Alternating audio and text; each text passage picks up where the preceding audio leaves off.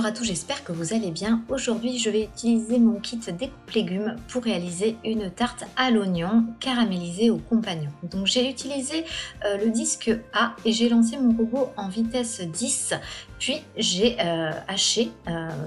tranché plutôt 1 kg d'oignons jaunes de manière à obtenir donc de fines lamelles d'oignons. Si vous n'avez pas le découpe légumes, vous pouvez tout à fait couper votre oignon à la main, c'est juste une question de rapidité et d'homogénéité de la taille des tranches d'oignons si vous voulez. Donc moi j'ai choisi un tranché très fin. Suite à cela, donc j'ai ajouté le mélangeur. J'aurais dû le mettre avant, hein, j'ai pas réfléchi. Vous pouvez tout à fait le mettre avant de lancer votre kit découpe légumes. Et ensuite, vous ajoutez 2 cuillères à soupe d'huile et 2 carrés de sucre dans la cuve. Vous pouvez saler et poivrer à votre convenance. L'idée étant de faire évaporer un maximum d'eau des légumes et de les faire rissoler. Pour cela, j'ai lancé le programme Slow Cook pour 15 minutes et j'ai bien pensé à retirer le bouchon de manière à laisser s'échapper l'humidité contenue dans les légumes, mais vous allez voir qu'il en reste beaucoup. Donc ce que j'ai fait, j'ai retiré le mélangeur, j'ai enlevé, il y avait des petits morceaux de peau d'oignon qui restaient et j'ai égoutté mes oignons pour vraiment qu'ils soient que la préparation soit la moins liquide possible. Vous voyez, il reste encore beaucoup d'eau malgré l'évaporation qui a eu lieu.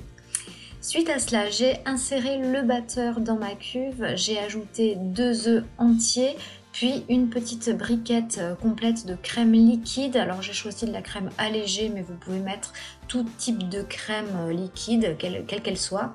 Vous pouvez tout à fait ressaler, c'est ce que j'ai fait, hein, et poivrer à nouveau. Et toujours en refermant avec le bouchon pour éviter que ça ne gicle partout, vous mélangez le tout en vitesse 7 pour 30 secondes. À l'issue des 30 secondes, vous allez retirer votre batteur, vous allez remettre votre mélangeur, inutile de le nettoyer puisque de toute façon il va recevoir à nouveau les oignons. Donc voici l'oignon qui a été égoutté au maximum avant d'être replacé dans l'appareil. Et puis vous allez voir, vous relancez en vitesse 4 pour 1 minute afin de mélanger la crème, les œufs et l'oignon le mieux possible.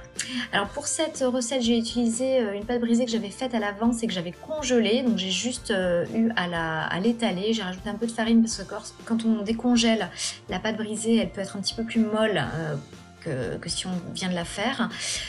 Vous pouvez donc faire vous-même votre pâte brisée. Je vous mets des recettes dans le petit ou alors en acheter une du commerce, ça marche très bien. Et une fois que vous l'avez étalée, vous parsemez de votre préparation à l'oignon.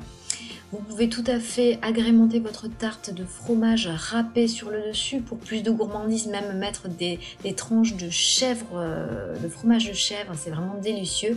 Tout simplement de l'emmental râpé aussi, ça fait très bien le job. Moi je n'ai rien mis, j'ai juste fait une tarte aux oignons toute simple que j'ai laissé cuire 45 minutes à 180 degrés. Voici donc le résultat. Vous allez voir, elle est vraiment très épaisse, on s'est vraiment régalé. Accompagné d'une salade, c'est vraiment délicieux. Voici donc l'intérieur, vous avez un petit aperçu de ce que ça donne et puis je vous montre tout de suite dressé sur une assiette. Voilà, je vous dis à très bientôt pour une nouvelle recette aux compagnons.